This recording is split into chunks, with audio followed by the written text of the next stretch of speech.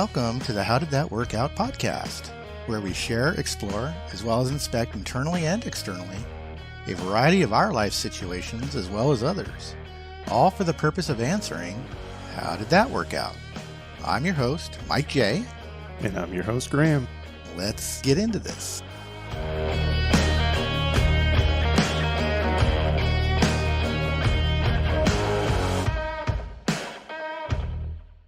All right, man. How was your week? My week was better. Definitely better this week than last week. It was a rough week, and so I appreciate you allowing us a week for me to kind of recover. It had to do with my dad's passing and his funeral arrangements and things, and so last week was a bit rough. This week was a night and day difference. So thank you for being flexible, and for you that's listening, we have a production schedule that kind of allows us to be able to take a week but yet not miss a week in releasing an episode. So there's no gap there, but with Graham and I, we skipped a week last week at my request, because I was just having a rough time of it. So again, thank you. This week was, I gotta say, once again, stress-free. I've said it before. I feel like I've won the lottery. Got some great news at work in terms of, shall we say, financial benefits and compensation, that we're actually not back to normal levels. We're actually back to levels that are higher than before normal. Okay. Wow. Yeah. It's weird. I don't know the specifics of your industry or company, but there seems to be a lot of that going around. I don't know if everyone kind of sat on their hands for 2020 and they're like, all right, we were squirreling away cash, or just major pivots in priorities. But yeah, there seems to be a lot of generosity isn't the word, but kind of like opening up the purse. Yes. Well, there was a lot of unknown in 2020, right? How long would it last? How long would we, and how bad would it get? Not just in terms of economic growth for an organization, but in terms of the human Political impact. Yeah, and well, okay, we can say that. If we go down that road, though, 2021 is going to be a hell of a lot worse than 2020.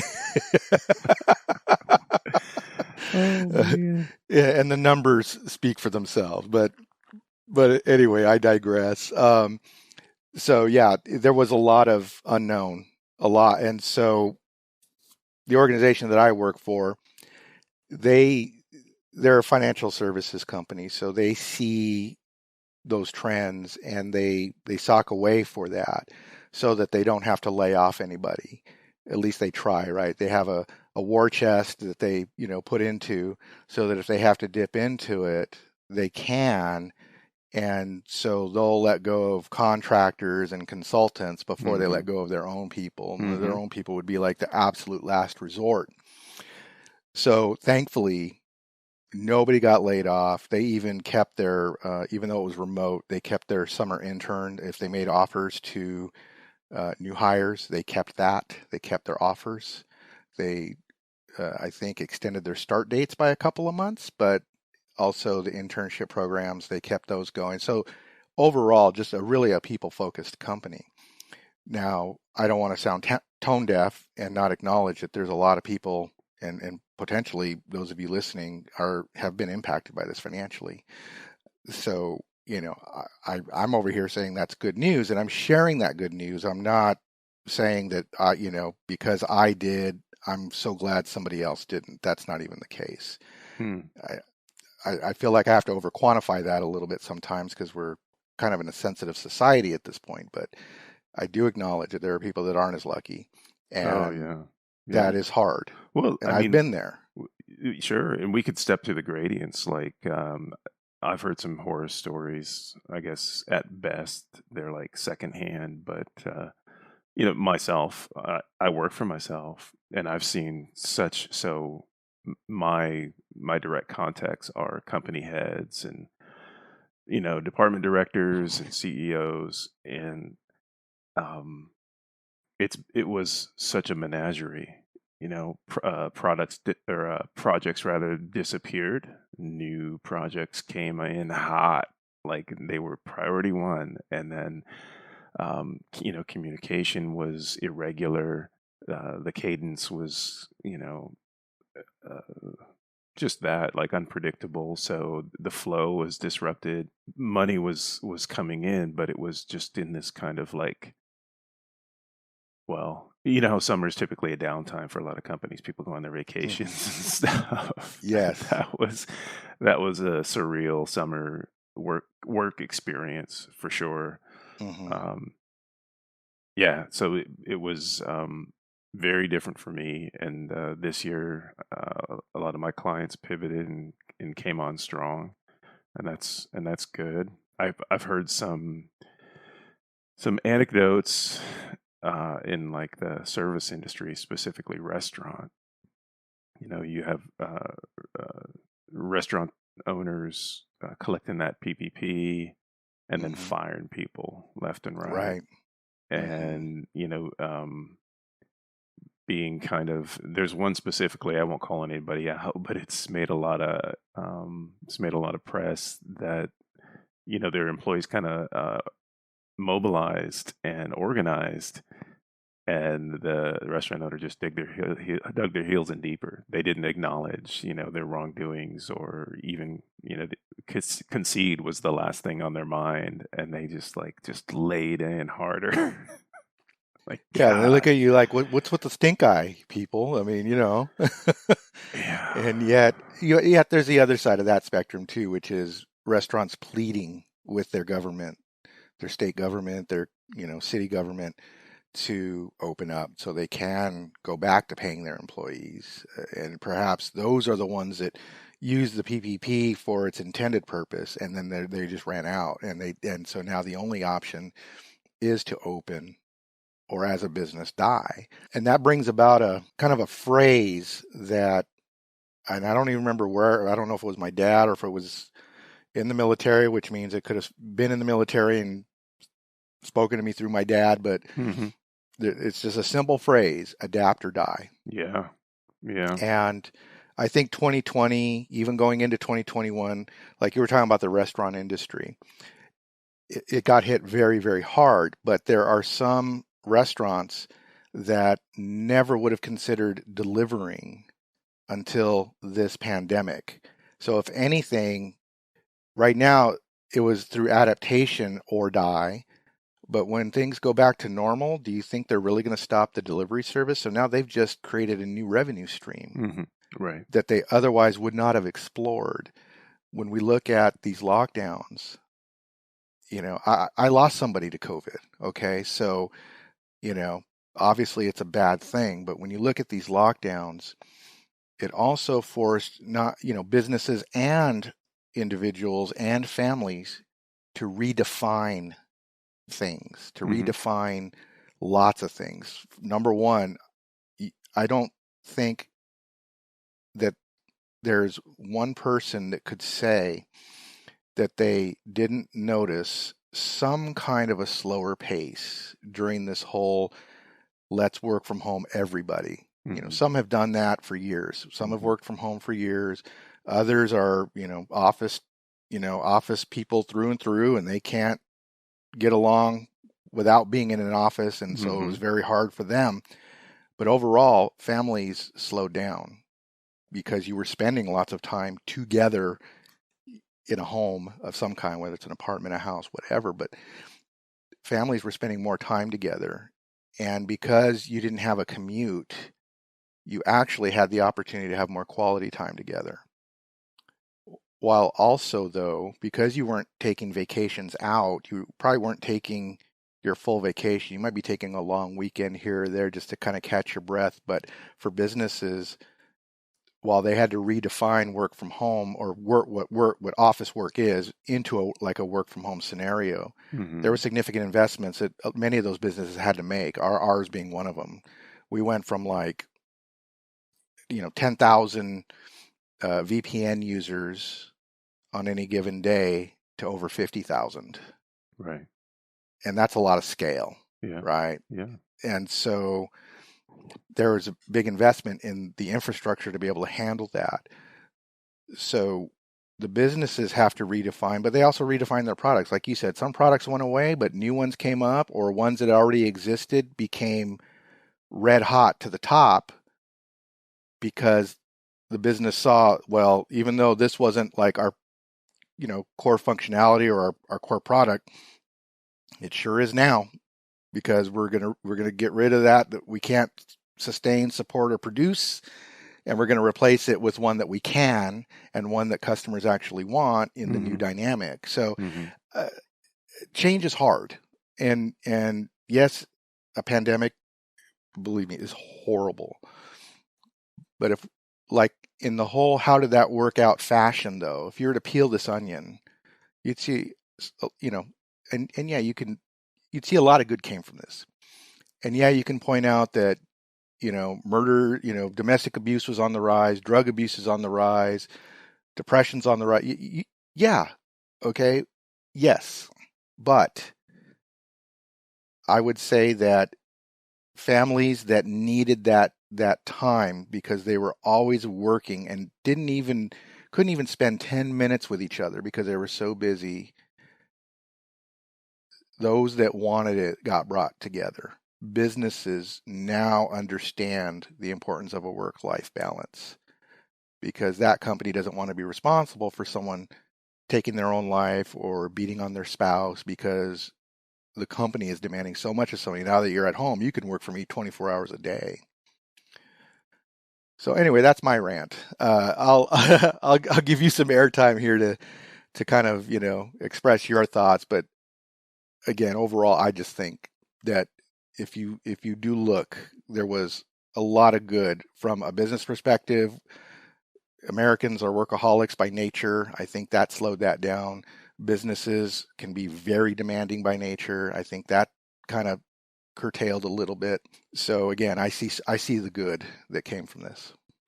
Yeah, and I don't know if anyone's arguing with you. There's been a lot of uh, positive pivots, and it really, like, if you take the word, all those examples are really almost literally adapt or die, right? As on the personal level and the company level. Um, yeah, so let me see. I'm trying to backstep and remember how we got there. But I have a few big things on my mind. One of them's a more of a distraction. Um, and I'm trying to fix the rear derailleur on my bike because Wild topic change. yeah, yeah, the king of transitions and segues. Um, I I busted it on my last ride, and it's 4 to 6 weeks to get it into the shop, and it's pretty Mm. integral piece of equipment on a bike. It's that long of a waiting list, 4 to 6 weeks. Yeah.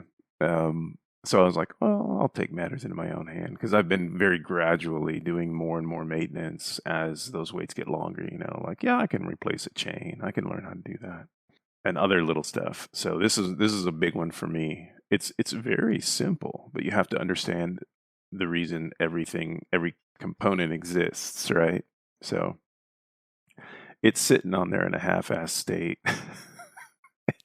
Kind of That's dangling and kind of like, help well, me. it by all appearances it's on there right, but the chain looks like it's about 6 inches too long, and I got to figure out why that is. So anyway, that's a new challenge I gave myself, and it's one of those things where you're like, it would be just better if somebody else did it. I mean, I'm not beyond character building exercises, Sure. but I can do this. I think I can do this, and I'm highly motivated to do it because the sooner I can get it on there, the sooner I can ride. And that 85-mile ride that I opted in for, that's tomorrow. Is it really? Yeah, and I haven't ridden all week, so I need to do some low training today to at least like clear out the lungs and stuff. Do you still have your backup bike? That one I busted the derailleur on months ago. So the derailleur has been a topic in my mind for months. And I was just like, well, whatever, I'll just figure it out. But then it became a priority, and now I've got a second derailleur on its way for the backup bike. So I'll be replacing two. So 2 bikes and 2 derailleur failure. Yeah, yeah. And depending on the quality, you can spend as little as $25 or hundreds. So Yeah, there's always that top end, isn't there? You could spend $1,000 on one if you really wanted to. yeah, exactly. So that's that. We touched, and I think it was in our last show, we were talking about little victories, like acknowledging and celebrating, and Yeah. and that kind of brought to the front of my mind the little rewards that whether we realize it or not, we give ourselves in life, um, or throughout the day. I heard this quote from some actor about like there has to be a reward. Like, why am I doing this? Right? It's not just to Hmm. push the thing across the desert. It's like there has to be a reason. Um, and I mean, they can be as small as like, okay, cool. When I finish this little, 1 hour sprint of workup, I'm gonna go make some tea. Or, it's like, okay, at the end of today, we're going to order pizza, and that's going to be the reward for the day, or have a glass of wine, or, like whatever it is. And I find myself, the older I get, either, I don't know, realizing that I do that more or doing it more or both, but it's just kind of hit this like crescendo of task, reward, you know? I mean, in that way, I mean, aren't we all like that? I mean, animals seem to, that's how you train animals, right? You teach them, a task and then you give them a reward. Uh, I don't think we're above that.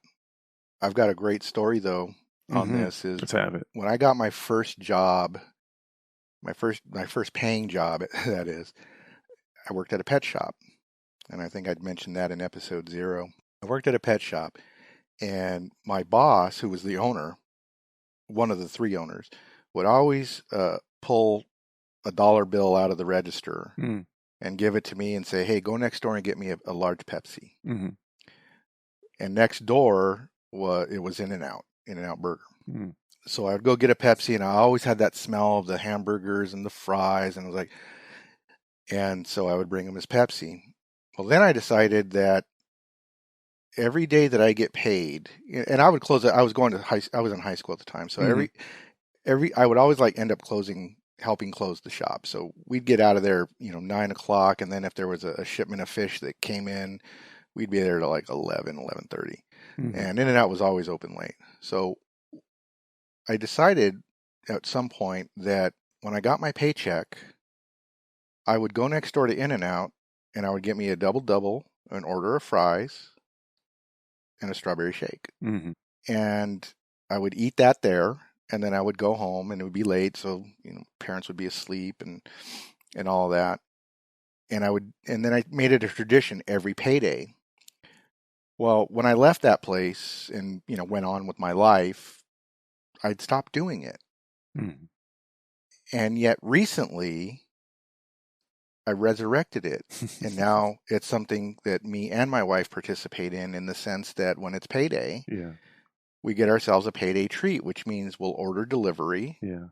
from a restaurant of our choosing that gives us that reward. Like, you worked, Yeah. Yeah. you got the paycheck, you worked hard for your money, reward yourself. Yeah. And so I say, what do you want for payday treat? She goes, oh, it's payday treat. She gets all excited because it's payday treat. Yeah. And so we've resurrected it, and now it's a fun little thing. And you know what, Graham? It brings more meaning to payday rather than just, oh yeah, I got paid. Right. I got bills to pay. Right. You attach something positive to it. Yeah, you got bills to pay, but you still get a payday treat. Yeah, and it creates in that scenario, it creates like ritual, and sometimes ritual in itself is the reward, is having control to do something you enjoy or something that's very I don't know, enlightening, right? Whether it's a food treat or listening to an old record, like just kind of, yeah.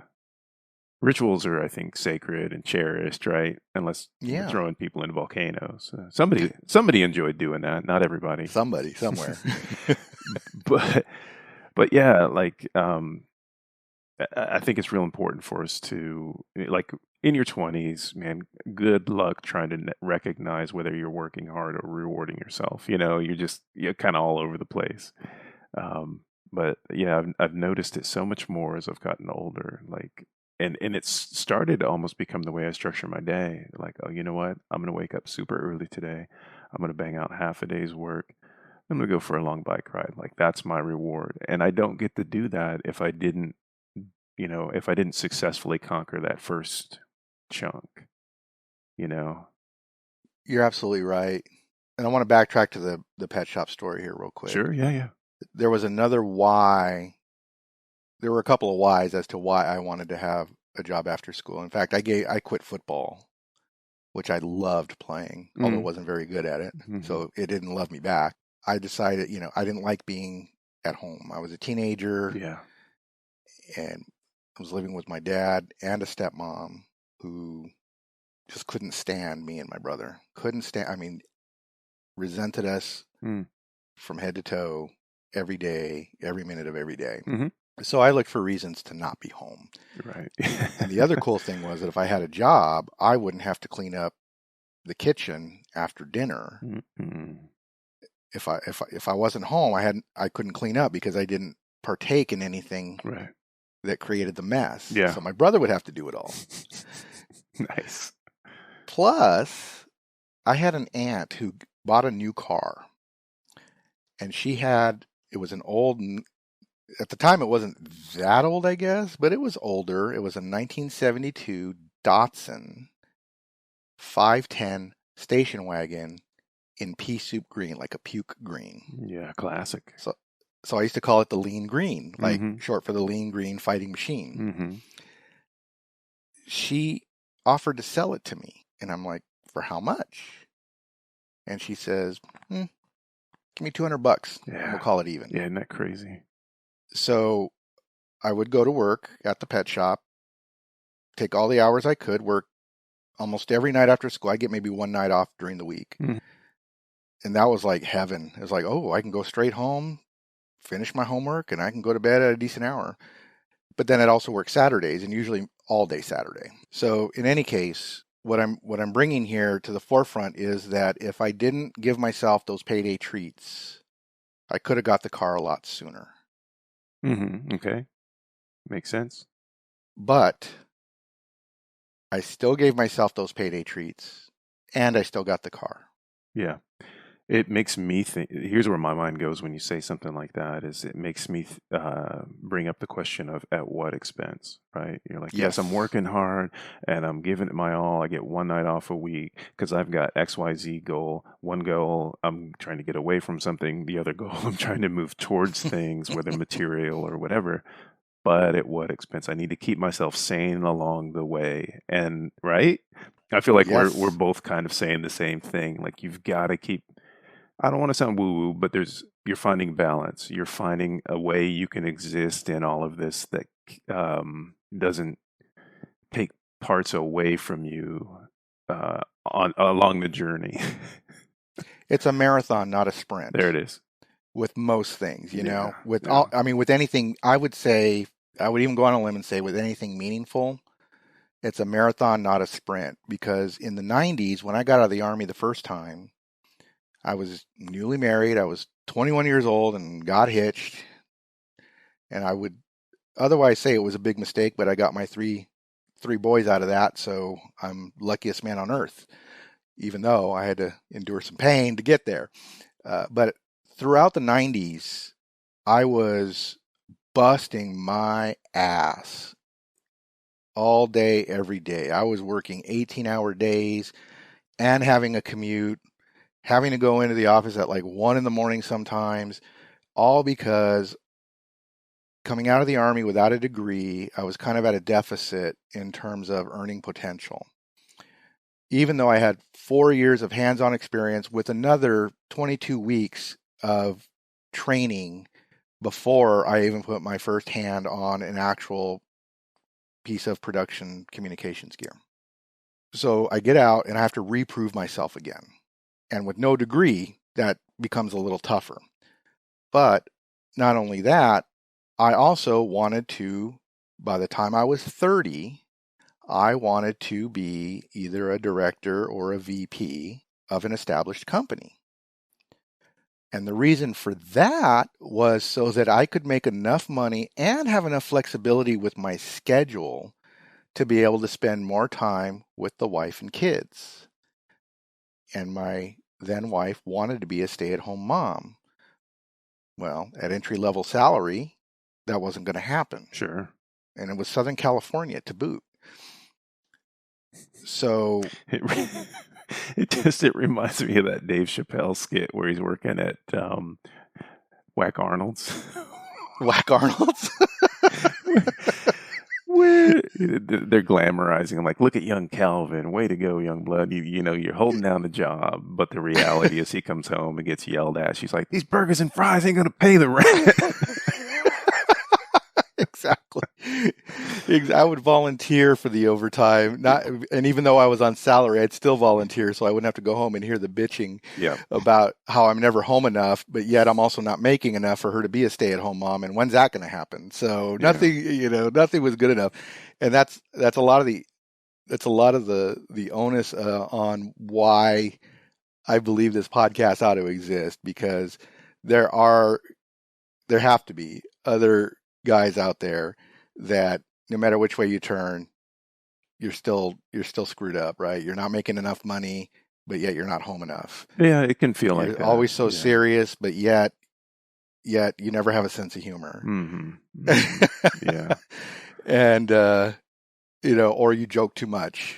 It does feel like sometimes in life your plate is fuller than others, and like not knowing how to manage that and you mitigate the punishment is tricky. Absolutely. But the goal never swayed, which was to work your way up. Mm-hmm. And I was raised and had seen for myself that the only way to succeed is to work for it. Mm-hmm. Not claim you're some sort of underserved, underprivileged group, but you dig in. And yeah, my dad even taught me this. Yeah, the person standing next to you, yeah, it's going to come easy to them. Mm-hmm. And you're going to have to work twice as hard. Mm-hmm. But if you want it, then you still got to work. And what that really meant was you didn't see the work that the person next to you was putting in. You only saw the reward. Yeah. Right. So it's always going to look like it comes to them easier than to you. Very true. But under the surface, though, they did the work. Very still true. Have very true. And that's strangely a sort of critical observation I think a lot of people make is like if it doesn't look hard or painful, it's not enough. And it's like, fuck you. Job well done. Thanks. Exactly. Yeah. Well, why do they get it and I don't? Well, guess what? Yeah. They were doing things that you didn't even notice because you were too busy bitching about your situation. And it's pretty normal to see like anybody whose success is celebrated or revered in their tell-all or just in their, quotable quotes in interviews. It's put the time in, put the thought in, do the work harder than the next guy or gal. Yes. Yeah. Now, however, though, in the 90s, while trying to do all of this, my marriage ended in the late 90s, which broke up our home and caused to a very crippling, financially crippling divorce. Mm-hmm. Obviously, our kids had to spend time in both homes. And so what I wasn't doing was giving myself any reward. It was all work. You've got to get there. You've got to get there. This is what your wife wants. You want to make your wife happy. You got to get there. You want the flexibility to schedule. You got to get there. You want to earn the big paycheck. You got to get there. And what I didn't do throughout the entire 90s, I took maybe one vacation every 5 years. Right. Okay. So therefore, I failed miserably. Not only did I not make director or VP by the time I was 30, I had a divorce. I had just enormous amounts of child support to pay. I had a split home that my kids had to bounce between, and they adapted. I mean, they're kids. They were really good. I was a product of a divorced family, so I felt horrible that I had to put them through the same Of thing. course. Yeah. But then again, what's the alternative? You stay together and you're fighting like Yeah. Teach them how to cats and hate. dogs. Yeah. Yeah, exactly. So the 90s for me, looking back on exactly what you said about giving yourself that reward for the little wins, Mm. and back to what I was saying about a marathon, not a sprint, Mm. is when you go for the big win, it ain't going to happen in a day. It Mm. ain't going to happen in a week. It ain't even going to happen in a month or even a year, maybe even a decade. But you got to give yourself a reward every now and then if you're going to make it. Otherwise, you're going to flame out. And I did burn out. That was in IT. I did burn out, Mm. and I became practically useless. Really? And I wasn't getting anywhere. I mean, I was at a job where, yeah, every time I turned around, they were giving me raises and bonuses and I was doing good. But then it got to the point where, because of my divorce, I was drinking a lot and not really paying attention to the work. And it was just, I was a mess. I was a hot mess. And then a new recession came along and I was too expensive for them to keep. So they got rid of me. And so again, ending the 1990s, eventually no family, no job, no money. Oh, that is a shit decade, man. And it got Kind of a shit decade for music. I'm uh just playing. I'm depends just on where playing. you look. I I'm would I kidding. would agree mostly, but there's some music out there that actually made it not such a horrible decade. Hmm. And maybe that's something we can go into an episode of No, that'd be a the blast. Yeah. different decades of music, you know. Yeah, I'll note that down. Well, I had an after school job starting at 13, and I had to be driven to it until I got my license, and then I drove myself to it. And it was in another city. City, that's a generous word. It was in another town. And what the only thing yeah, I liked making money, but I was already making money. I'd worked Christmas trees seasonally, and I knew I'd go do people's lawns and stuff. I was very, like, starting at age 11, very entrepreneurial. um, Money wasn't my goal, but I knew doing it made money. Doing the things that money, got you was my goal. I wanted to buy cooler models to build, or cooler toys, or a better motorbike, or something like that. It was all about the Benjamins, baby. That's right. And but the thing I liked about the restaurant job I had after school from like 13 to 17, I was meeting new kids from, a new town, and hanging out with them and learning what their lives were about. And they knew other kids from other towns, and it just like exploded my social network, and had a blast. And it was the kind of, yeah, we had, what do you call those? Yeah, I guess bonfire parties in the woods, but ours were Hmm. lame compared to their, like, they had, kids from like 3 counties coming in, and a proper bonfire and good beer, Dang, yeah. and just as many fights. But anyway, it was fun. Worked my way up from dishwasher to headline cook for Saturday nights, which was a big deal. Yes. I think we were serving 500 heads on a Saturday night. Oh, wow. Okay. Yeah, I was No slinging. pressure. Dude, for a 16, 17-year-old. I started junior on the line at 15. They saw it wasn't just some joke, and it wasn't my goal. Was not my goal. I was just being a kid doing my thing, not even thinking about cooking when I wasn't at the restaurant. But there was something cool about it. I enjoy it. It suited my personality. So anyway, I look back at that, and I've talked with my sister about it, and I've talked with my dad about it. Like I went on to work at one of the best resorts up in that area. It's it's well known in the area and around the nation.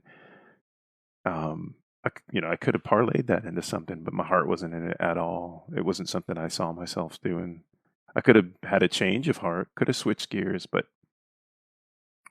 it was just for fun. Really? So it was kind of like a working hobby of some It was an kind, after or school kind of like a job. Yeah. side distraction It was type deal? no, it was an after school job. That's all it was. And it just happened to be, it could have been in the boat dock. It could have been pressing t-shirts at the fun park, but it just happened to work in restaurants. And because I started at the very bottom, there was, you know, progress to be made. Prep cook, line cook. Yeah. Did you have a sense of pride in making it to head cook? I mean, Yeah, I think I did you did. experience that as an achievement? Um, Not in like an isolated moment of self-recognition, but looking back, I think I appreciated that position versus the guy who washes the pots and pans. Definitely. Okay. It was definitely a step up for sure Of in course. in the daily duties. Right. And in the pay as well, right? There's some stories I'll tell you off the show about the owner of that restaurant. Man, just Spill it. Spill it. comical. um, he used to say, "No, I'll tell you off the show." Darn it. I He's an almost got you. interesting character. But then moving down to Texas, I was able to use that to get my first job, opening up a restaurant, not as a executive producer in the cash sense, but one of the first cooks to work there and design the kitchen and help buy all the stuff. Again, I didn't care. I was 18. I was like, yeah, cool, awesome, paycheck. I got college to go to, and so I started going to college and helping open in that restaurant. It just, again, I can't emphasize this enough. My heart wasn't in it. I was good at it. I didn't recognize how good at it I was. Do you know what I mean? It's just like, It was effortless, and yet you didn't even realize it was effortless. yeah, It was just something you yeah. do. Yes, it's something I had to go do to get a check so I could go do the things I wanted to do. You really wanted to do. Yeah, And yet your fingerprints are all over that restaurant. yeah, yeah. You know, that restaurant has part of you tied to it in Hmm. its own DNA, Right, yeah, yeah.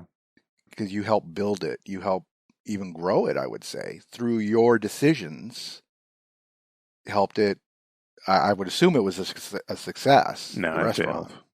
Did it really? Yeah, yeah. After you left, though, right? I left and Supposed to say came yes. back. Yeah, I know, right? No, I'll be honest. I left and came back, and then I left and then it failed. Yeah, so I guess technically after I left. So I got a taste of See? working front of house while I was there because they would do this Okay. really cool Sunday buffet. And because I was fairly presentable and I knew the food, I would be the guy who would like serve the sweet potatoes or cut the duck, and like put it on people's plates as they Okay. came through the buffet. I Gotcha. know, real corny stuff. But then they needed a waiter, and I was like, sure. I like talking to people. I know my way around the restaurant. I was not a good waiter. Spilled tea down some lady's back. Ooh. Just fumbling and bumbling because I wasn't used to talking to strangers like this.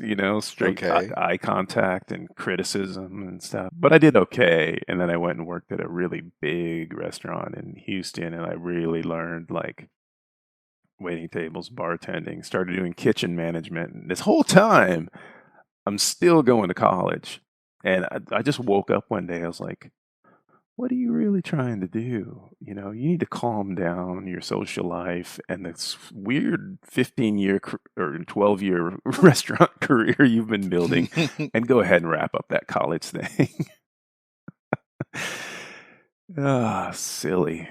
So by taking away some of that extra distraction, effortless ability to run a restaurant, essentially, although not be a server, obviously, uh, you felt that even though you were making money at it, if you put that aside, you freed up more time to finish your real goal, which was to finish college. Yeah, and well, to go ahead and hog the mic a little more. Please. So it was effortless in terms of I was good at it. I didn't have to try too hard. Even front of house, once I got over the kind of like how to handle yourself in front of strangers and take the brutal criticism that waiters have to take. Bartending was super easy for me. It just suited me. It was very physically demanding, and you couldn't work part-time. Restaurants, they don't go for that shit. You don't get to show up 2-3 days a week. Otherwise, everyone will Yeah. want to show up you have to have at least 5 shifts, and they'll call you in the morning saying, "Hey, don't go to school. So-and-so called in. Need you to come in." "No, man, I got to go to college." "Oh, man, come on, don't. Just come in." Like that kind of shit. Yeah. So all that's going on, and I'm exhausted for everything. Somehow I managed to stay up late, because I had hyperactive social life. But I just let me see what happened. Oh, this was serendipity. This was actually an accidental nudge. One of my professors at University of Houston gave me an opportunity in my field of study, sort of close enough. Adjacent. It was college adjacent, and it was cool. I all of a sudden stepped into a brand new world. I was autonomous. I got to name my price. I was getting paid, and these people knew other people, and getting referrals. And finally, I was like, you know what? I'm gonna strike out. And so, God, I'm 25 at this point. I'm like, yeah, fuck you, restaurant. I'm gonna go. I'm flourishing, and I'm going to start my career. And you know how grand that is at that moment when you make such a Yes. transitional shift in your young life. But they didn't want me to go, so we worked out a deal. Okay, you can. So I was bartending at the time. You can bartend on Saturday nights only, because nobody wants to work Saturday nights. Right. But yet that's when it's packed and you get the most tips. Yeah. And so I would work my quote unquote career stuff during the week. I was still going to college, getting close to finishing up because I'd screwed around so many years. Getting close to finishing up, working my real career stuff, working one Saturday night as a bartender, pulling 150, 200 extra bucks, for that.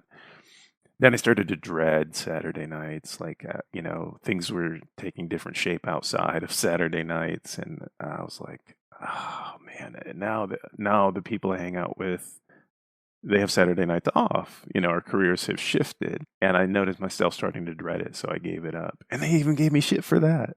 They're like, you had a sweet deal. I know, but I'm done. It has to end.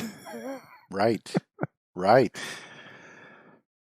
There's a lot in there that I would like to unpack. Yes. But let's take a break. Yeah, let's do that. And then when we come back, let's unpack that, because there's a lot going on in there that I really want to touch on. Yeah. All right, yeah. let's do it, man. Okay. I'm going to get some coffee. Sounds good. All right, be right back. Like what you hear so far? Make sure you never miss a show by clicking the follow button now. This podcast is made possible by listeners like you. Thank you so much. Now, back to the show. All right, and we're back. So, Graham. Oh, yeah. All right, so you want to unpack. That was my weird. So that was 12 years of my life. I just sort of threw out there. Well, and that's what I wanted to explore, was that in those 12 years, you didn't really have the intent to make a career of it, but it became effortless, and it was just something easy for you. Mm-hmm. But it didn't seem like you were getting any real satisfaction from it, but it was paying the bills. Yeah. And at some point, probably pretty well. And there was a social component there too. You met a lot of young people your age, guys and gals.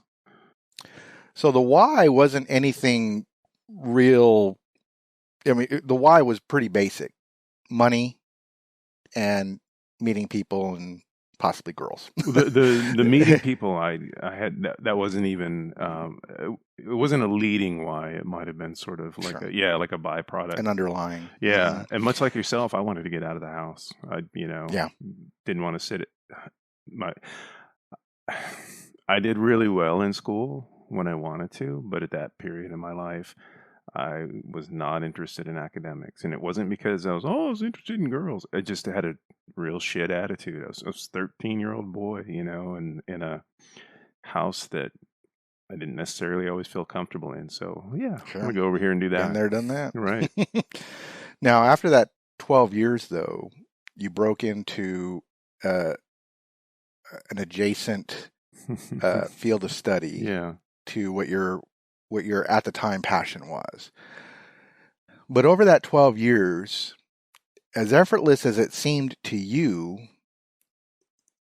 you brought about a situation that the restaurant needed you more than you needed them, because you had this other opportunity that you may or may not have gotten as a result of your restaurant experience. Think about it. Some things transfer. Skills transfer from one industry to another, one profession to another. So I would have a hard time believing that after 12 years in the restaurant industry, you didn't bring something to that new opportunity that would not have existed. No, nobody implied. I don't think anyone implied that. No. I'm unpacking this like, even if I'm stating the obvious, bear with me. Okay. What you created was a restaurant that said we would do anything to keep you, including foregoing our own policy of you work 5 shifts or you're out. They didn't even care about that as long as they got you for the one night a week. So they actually went back on their own standards, right? But you also had this other opportunity that I think I heard you say you got to name your own price. You got to name your and it was basically a much better scenario that you were coming from.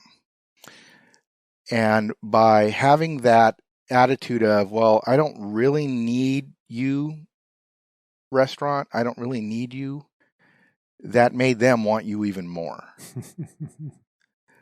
And yet you had a solid backup. So you actually had your cake and were eating it too, to the point where you decided the sacrifice of a Saturday night and the awesome pay that even came with it just wasn't worth what I was now giving up by being over in this new opportunity. And so by me stating that out loud, I'm going to a place where if you can create a situation where the person signing the checks needs you more than you need that person signing the checks, you have all of the power. Yeah. Classic dialogue around negotiation, right? Is the one who wants it least wins. Well, exactly. And there was a time when I had my own IT consulting practice, I had an awesome client, best client ever, always paid on time, considered me part of the business family, invited me to, holiday parties. And and one time I had dropped everything. I was actually out with my wife. They had an emergency, and my wife was getting her car serviced, so I had driven her to one of the outlet malls or whatever. They called. They're like, "We really need you, Jay." I'm like, "Okay, I wasn't planning on this. Let me move some things around, and I'll be there in about an hour."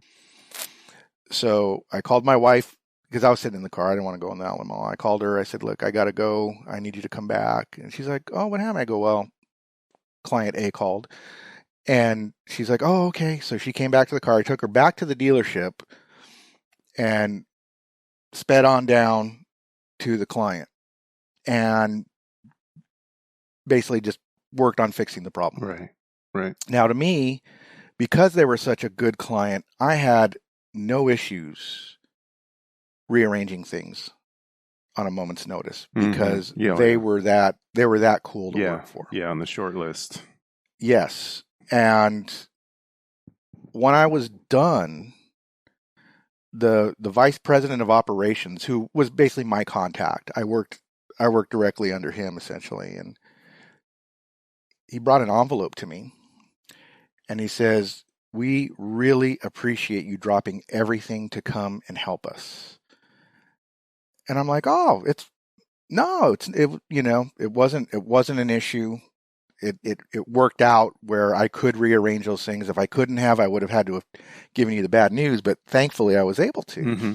And he goes, "Well, I just want you to know that we appreciate it, and it is no small deal to us that you took the time to come and essentially rescue us." Mm-hmm.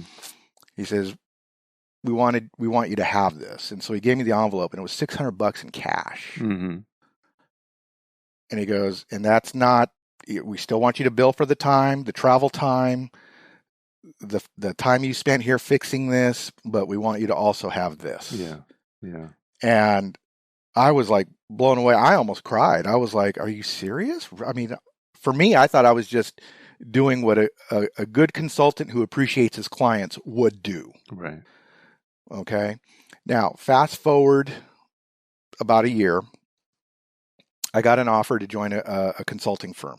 So I accepted that offer, and I sat down with client A, and I said, "Hey, I'm going to be leaving my practice. I'm going to be shuttering it, and I'm going to go work for a firm." Mm-hmm.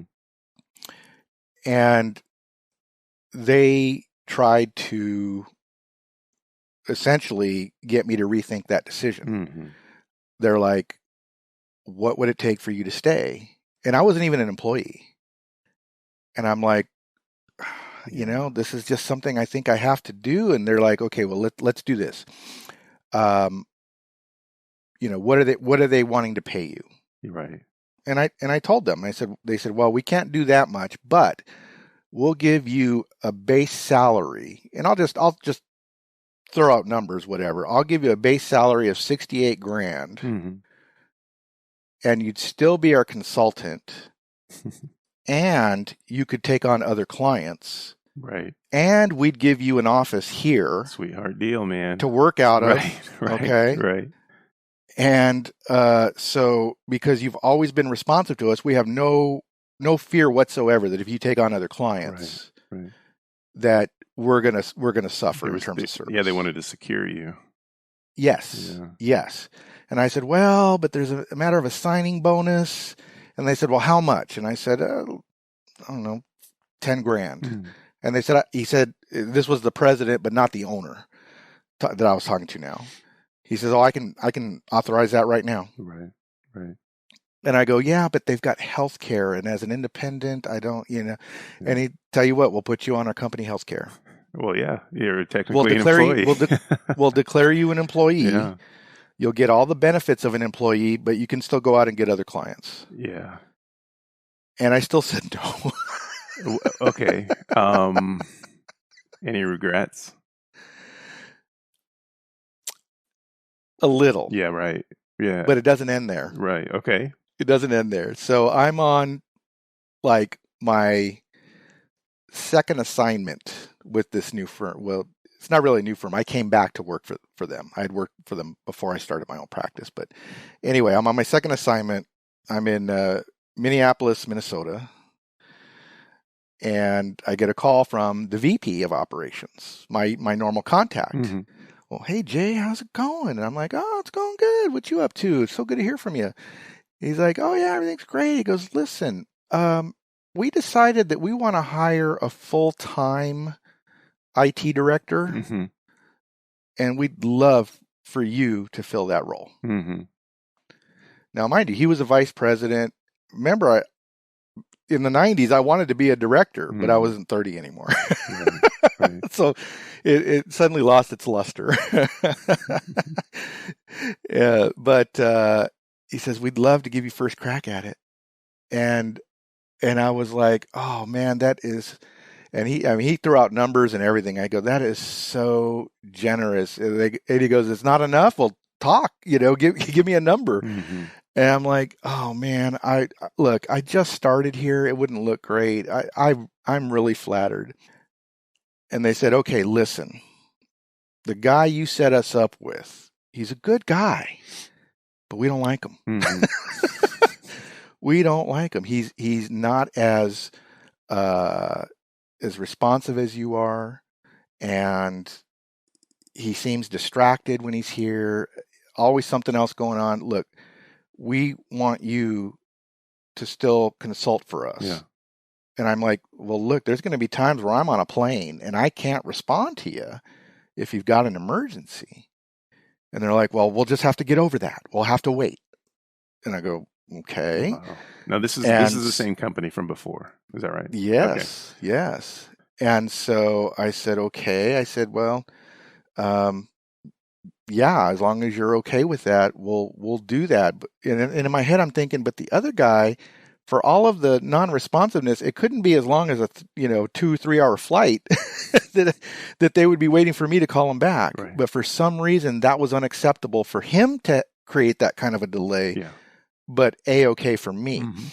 So then I got this bright idea. You know what? Let me hire a guy, and I'm going to hire him. Let's say, $45 an hour. Mm-hmm. And that was his asking price. Mm-hmm. And he knew all of the networking gear that they were using. I mean, he knew it like the back of it. He was certified every $45 an hour because for him, it was a side gig. Mm. So $45 an hour. I talked to him, dude, and he ended up being like really good. Like on weekends, he'd help me with implementations of network gear. And then during the week, he would help me with configuring their VoIP systems. Mm-hmm. Voice over IP. For those listening that may not understand what VoIP means, it's voice over IP. Well, yeah, so it's a network-based telephone system, essentially. And so he would help with that, and he was really, really good. So I said, look, dude, I want to give you more hours. I need you to cover me when I'm in flight. And he says, yeah, you know what? I can do that. I can take breaks from work and what have you. Yeah. And then it turned into, well, you know what? I am so exhausted from, I was going to like Fargo, North Dakota. Yeah. And it was like, I am so exhausted, man. Can you, they need this done. And I would give it, would you mind taking care of that for me? No problem. Well, I was charging my client $100 an hour. Yeah. Okay. And then it became a regular thing where it was like, well, Steve, you're doing a great job, man. Let me just route everything to you.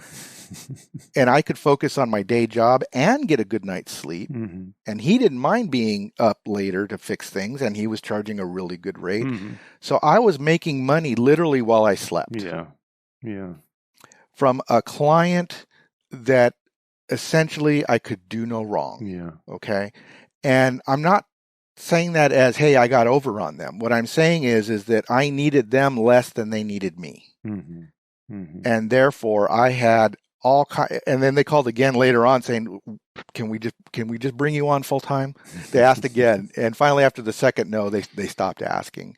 And it broke my heart because they were such good people. Now, the owner was a little bit difficult and kind of weird, but he lived in Colorado, and this company I was consulting for is in Texas. So he'd fly in every now and then, and I even had to make presentations to him about some of the changes that I was proposing to help optimize their network. And it included servers, not just switches and routers, but also basically we had to redo their entire infrastructure to modernize it and get it stable. Mm-hmm. Because they did have IT guys there, but they were programmers. They weren't infrastructure guys. Yeah. And so they would do their best, but it wasn't in their wheelhouse. So in any case, I don't know in the how did that work out sense. I don't know if it worked out better that I stayed with the consulting firm and turned down their multiple offers.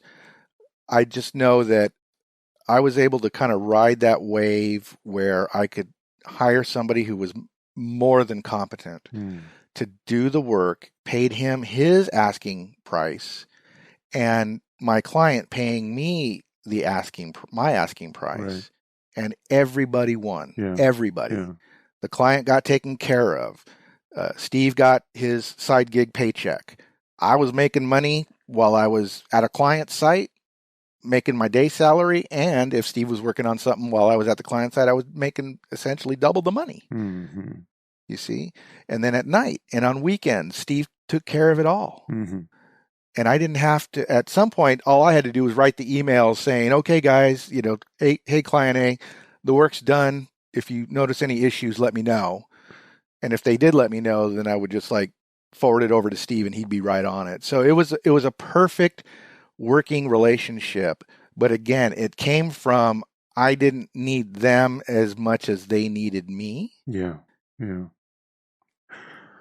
It was big, man. It was big. Yeah. And I feel like, and everybody who's kind of like ambitious and has a bit of entrepreneurial spirit to some degree has a kind of rodeo like that in their career to talk about, where it was just like, they wanted me here and they wanted me there, and I had to make this choice. And, that like any regrets question I ask was like, well, it's often just like apples and oranges. It's like, this would have been fine, but a different experience, or that would have been fine, but a different experience.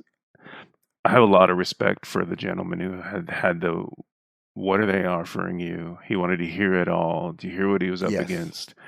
Those people in those moments, for me, they've helped me understand what my personal brand is, because they wanted Jay's personal brand. They didn't want Yes. just a butt in a seat. And so when I've had those kind of conversations where they're like, come on, it started helping me answer the question to like, what do people get when they hire you, right? And it's easy for that response to sound like kind of canned or like trite, using words that people use all too often. But yeah, that's a great story. It's huge. And to you, you selected Steve. That sounded pretty critical. The selection of that role, it sounded like he had to be a high quality person. I'd gone through some people that weren't. Sure. And I had to do cleanup. Mm-hmm. There was one time I was on vacation in Florida with my wife, and the guy that I had asked to take the reins for me while I was out just essentially disappeared. Mm. And so the client's calling me going, we can't get a hold of the guy you told us to get a hold of. And the guy was contracted by me. He was subcontracted out by me. And wherever I hired him from, he had like a 5-star rating, and he just blew it. Mm-hmm. I mean, so I had to, on my vacation, jump in and not only solve the issue, but then work damage control to my brand for me trusting somebody that couldn't be trusted. Yeah. And so I in the rating, I let him have it. I said, hey, I gave him like a 2 and he had never gotten less than a 5 ever. And so he was calling me and saying, hey, I've never got less than a 5. Why won't you give me a 5? I'm like, really? You're really asking me this? And he threatened to what did he threatened to do something that would harm the client. Oh, really? And I said, you don't want to go there. And so I hired a lawyer, and the lawyer sent him a letter, and he backed off immediately. But one more thing I want to add to that offer, right? Let's hear what they're giving you, and let's see what we can do. Mm-hmm. I told them, I was very candid, and they were very candid back, was that, well, a lot of the work I do for you guys is nights and weekends because I can't do anything while you're working. Yeah. So a lot of what I do is nights and weekends. So the base salary is nice and all, but if you're looking at a base salary and the number of hours worked, there's a big potential for it to be upside down, where I'm giving you more hours than I'm actually getting compensated for. Mm-hmm. You know what he said? No. He said, you tell me when that happens, and we will pay you your normal rate above the base salary. Nice. That's the right response. He didn't just react with like, well, then I'll give you more. And he'll say, well, he's a listener. He's like, yes. You said there will be a time, so tell me when that time comes.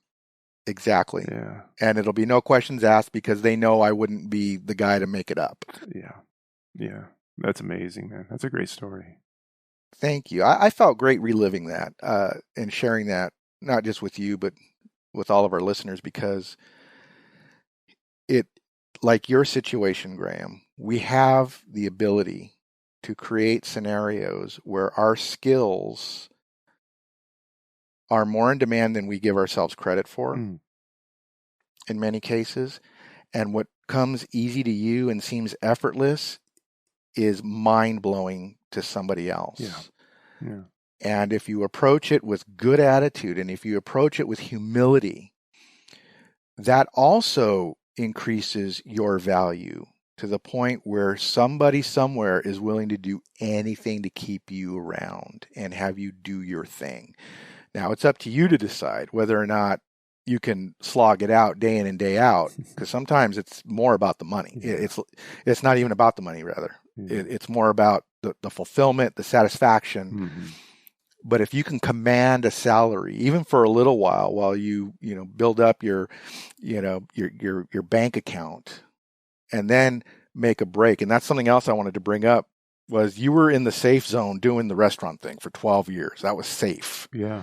It was something you knew, and it would always be there. And it was a big decision to leave too. Do you know what I mean? It was. Regardless, but you were taking. Yeah. Yes. Regardless of how it tapered, regardless of the trajectory or what else I was stacking up over here, it was still kind of like, well, once you go, it's kind of final.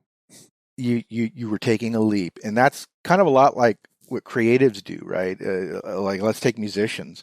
Musicians might be known, bands and solo artists may be known for a particular genre of music, and then they step outside that and they'll put out an album that's completely contrary to their normal genre. And sometimes it works, sometimes it doesn't. But what they've done is they've stayed in the safe zone long enough to build up their capital. Yeah. To where they can take that risk, so that if it bombs, no big deal. Just go back to what I was doing and go back to what sold. Mm-hmm. And you had a fallback plan, whether you knew it or not, right? You could always go back to restaurateuring. Maybe not with the same place. Right. But at the same time, though, you did take a risk. You stepped out of your comfort zone. Yeah. And that's big, because then that's where your growth happened.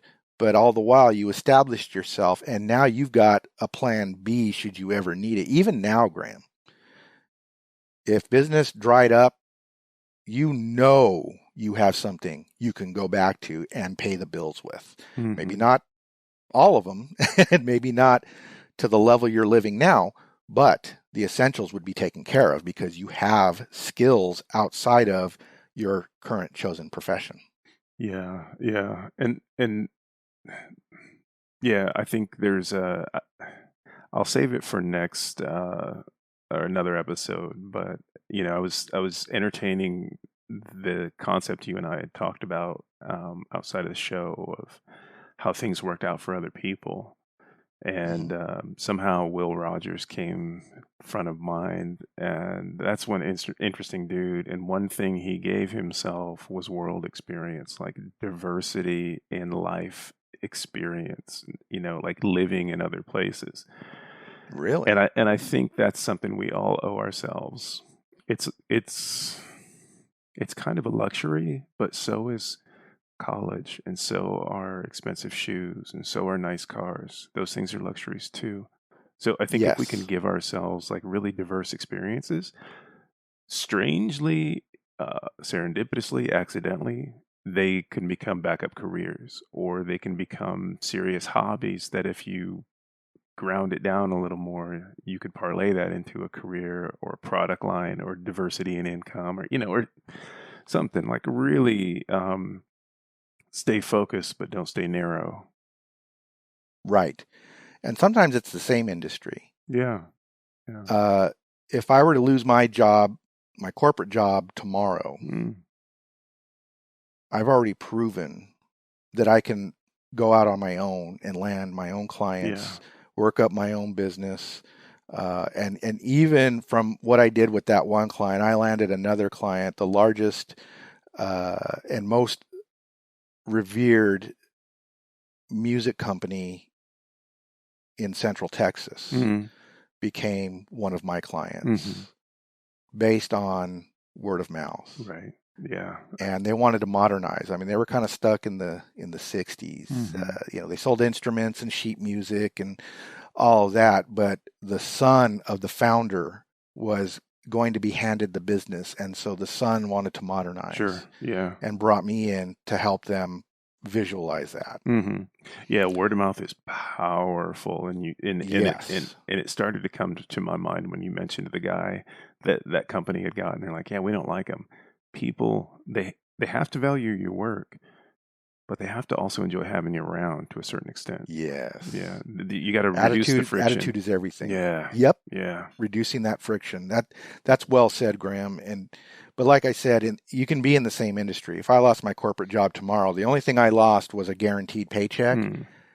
But what I realized when I did have my own firm, my own practice rather, it wasn't my own firm, it was a practice, was that I made more money than I did the previous time at any corporate job. Yeah. Yeah. And then when I was having them as a side hustle and paying somebody else to do the work, but it was still, I was the face of the company that they hired to help them. And then with my corporate job, I was making more money than I had ever made before. And I'm not saying that's the only measure of success, but money brings options. It does. And money brings a level of comfort if you don't let it consume you. Yeah.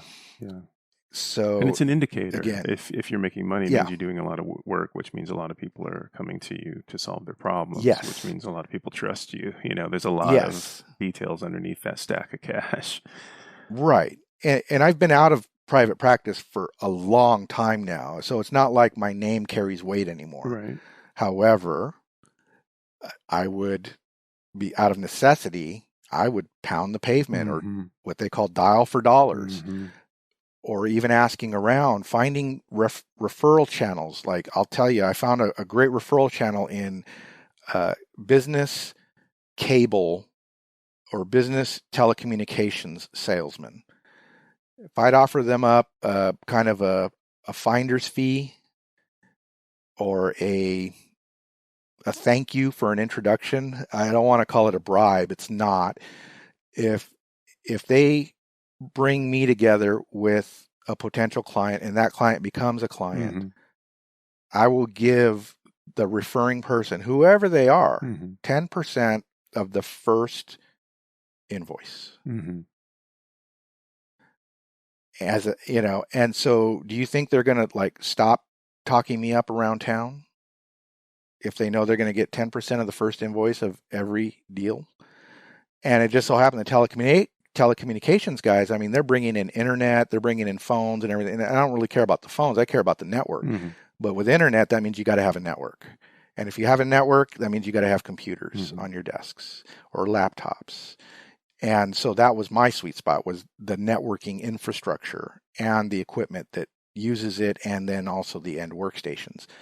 So again, out of necessity, it would be uncomfortable for a while to have to find opportunities, but they're there. And sometimes you can even look for the help wanted ads and say, well, I could come work for you as an employee, but then I'm going to need benefits and I'm going to need vacation. Or you can hire me as a contractor, and now the fees that you'd be paying me are tax deductible. You can take them out as a business expense. So I become an asset, not a liability. Employees, and I don't want to say employees are bad and that they're a liability, but you got to pay employment tax, and you got to pay a lot of things to have an employee on board. Basically double your salary. Yeah. While doubling mine too, because then I can get more per hour than I would as an employee, because as an employee, they have the out-of-pocket expenses, and so that reflects in your salary, because you're not going to get paid as much because they got to pay out. So it's a win-win again for everybody. So I would look for the help wanted ads and say, well, did you really want an employee, or could you do with a consultant that you can have come and go as you will, and you only pay for what you use, and you don't have to pay for any of the benefits that an employee otherwise would have, or taxes. Yeah, and that trend seems to kind of ebb and flow. I think there's times where companies all go, yes, keep ourselves real, sort of like essential but safe. and get a lot of contractors. And then I feel like a lot of companies experience like, whoa, we're losing too much like legacy knowledge. The contractors we're as a company not doing a good job of capturing why this decision was made, how something was done, documentation. People are coming and going. No one knows what the hell's really going on. and then they make a lot of hires. And then there's a financial hit and they have to lay people off. And I feel like it's just this kind of like cycle. And you still have a knowledge gap because even when you bring in an in-house staff, they either need to document or they won't, just like the contractors. So I would say that if you're doing knowledge work and you get hired as an independent, the way to stand out is to document your work. Make yourself replaceable. If you were to, for some reason, be out of the picture tomorrow, would your client know what to do? And or if they hired somebody, would that somebody know what to do and everything that you did before yourself? I used to document everything, and I'd leave it with them. Yeah. That way, at any time, and it took away that. Again, we were talking about job security a couple episodes ago about holding on to things because that makes you essential, and it doesn't. It limits you.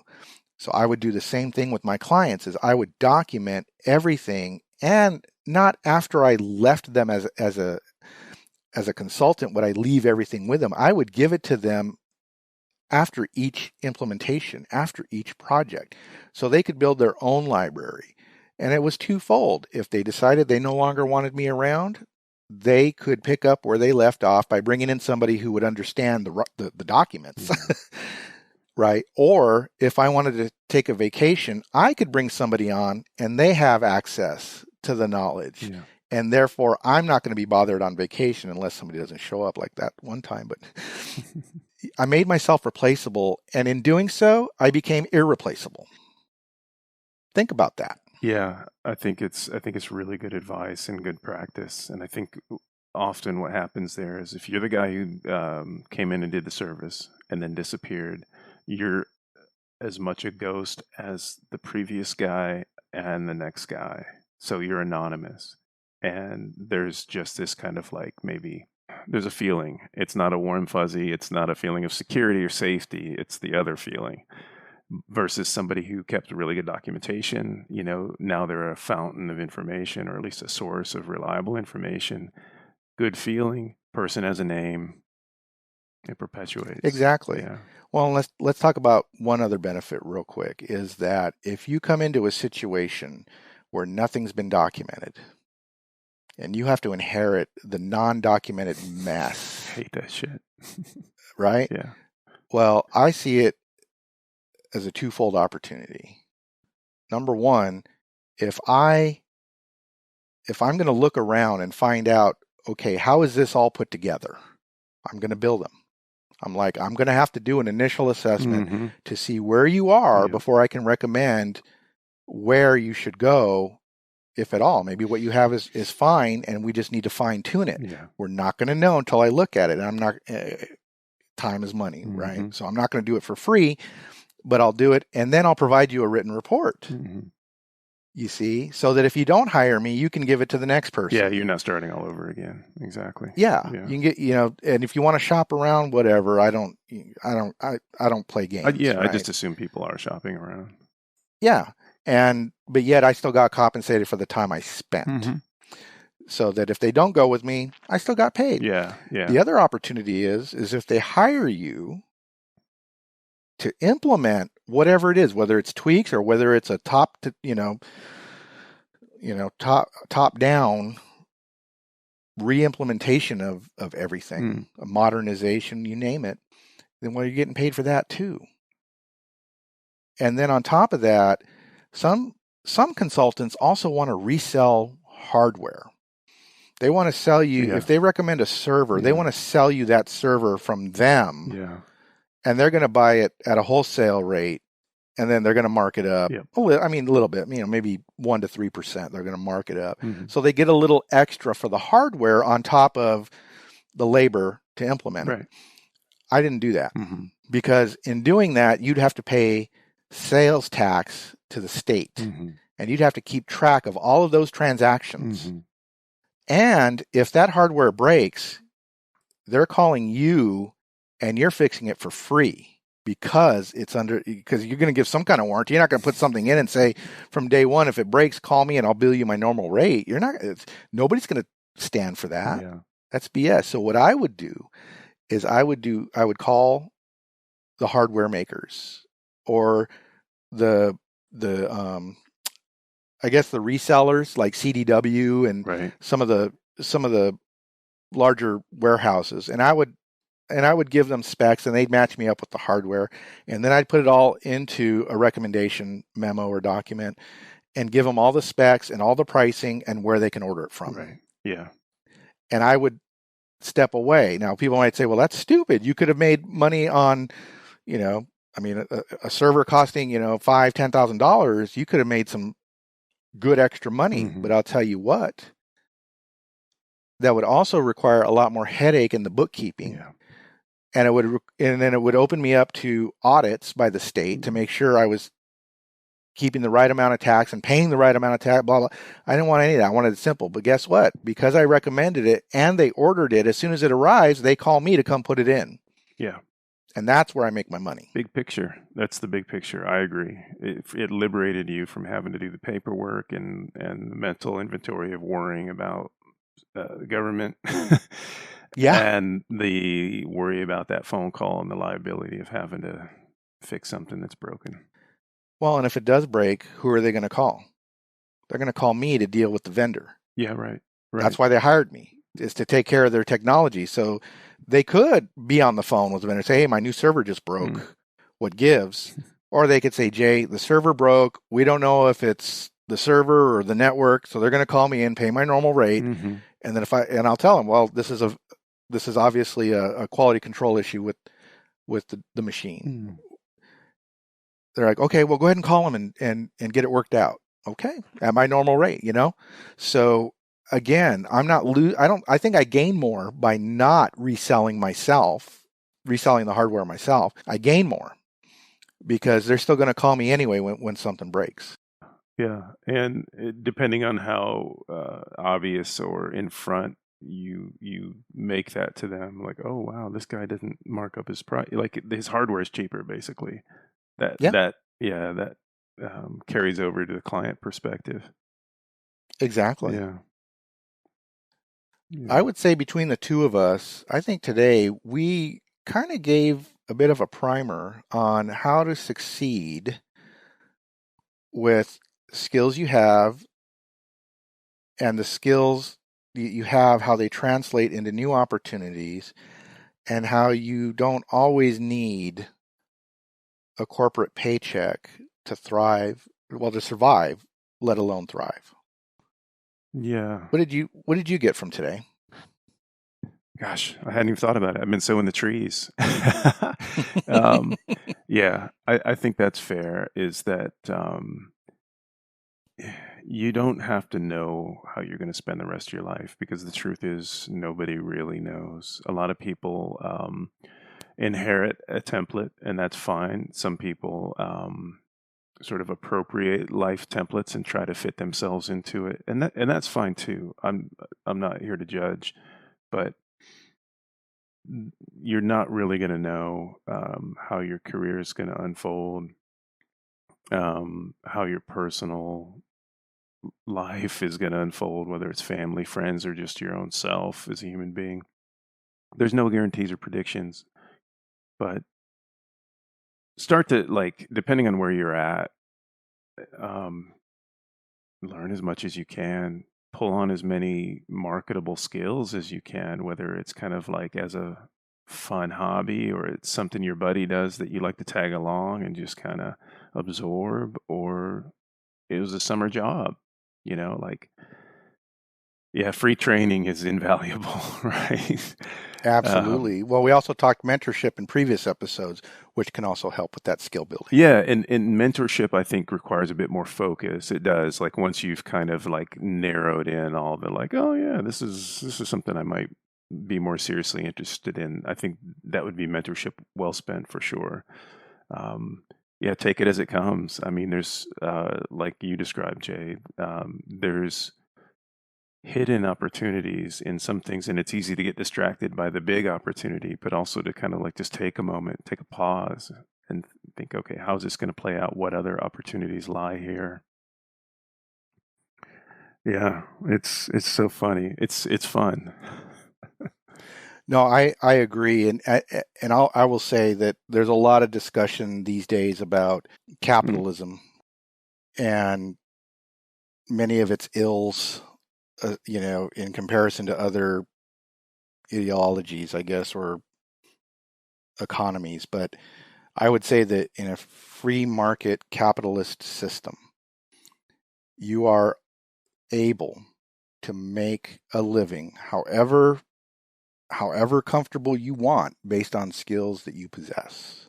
And yet it is up to you as an individual to figure out how you can apply those skills for your best benefit while helping others. Yeah, it is one's own responsibility for sure. And to not think of skills as like so singular, right? Like a skill set. You've got I always tell people like, well, when the economy's shit, this is what people pay me to do. But when there's a lot more money being thrown around, I've kind of got these ancillary things I bring in, Absolutely. And when the economy does go to shit, the adapt or die philosophy comes into play, where you don't necessarily have to abandon your skills. You may have to leverage them in a different way, or market them in a different way, or deliver them in a different way. And that almost forces you to be creative. And if you can think your way out of a situation that you didn't anticipate, then you're all the better for it.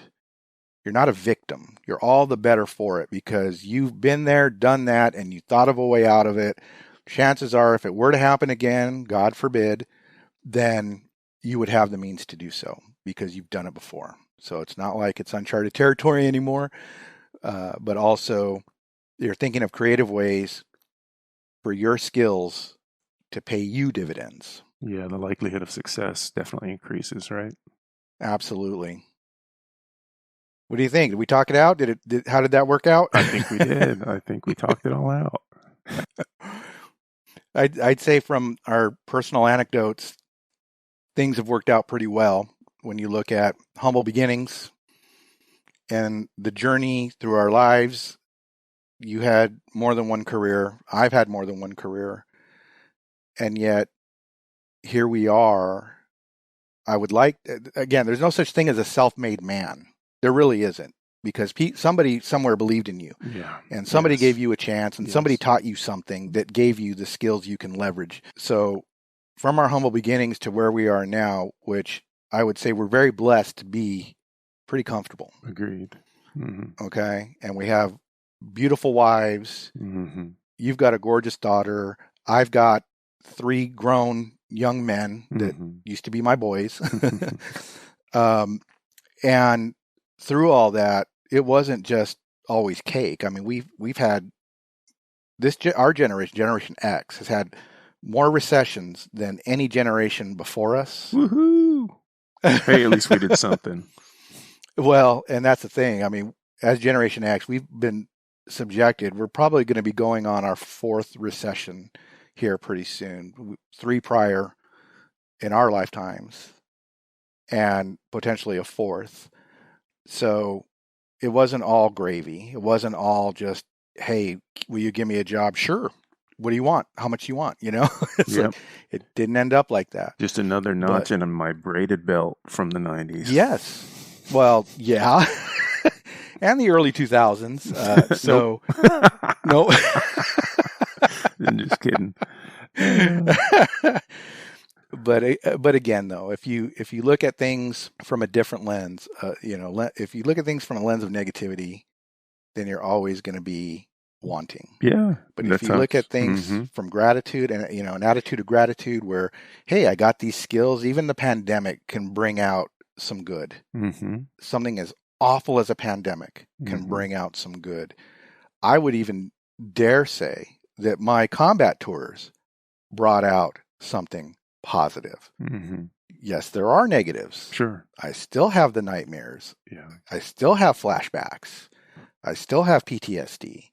But I don't wear that on my sleeve saying, oh, give me, because I had to endure these things. Mm-hmm. No. Instead, I got skills that enhanced the skills I had before and brought it to the whole next level, so that when I got done with the military, okay, I had more options, not less. Mm-hmm.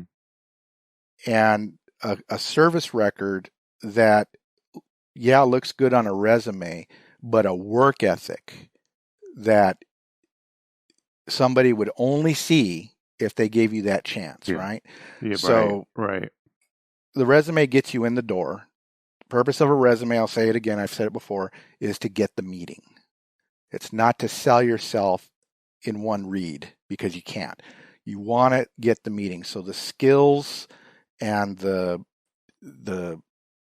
track record, get your foot in the door. And then when you get your foot in the door, then you go into more detail as to how you can help a company solve their problem. They're hiring you to solve a problem. And True. It's up to you to find out, A, what that problem is, and B, how might you be able to help them. And if you can articulate it, even if they can't, they're the ones signing the paycheck. They don't have to, but if you can bring it out in them, and then you can equate how your skills and your previous opportunities, experience Mm-hmm. comes into play and solves the problem that they're facing right now, Mm-hmm.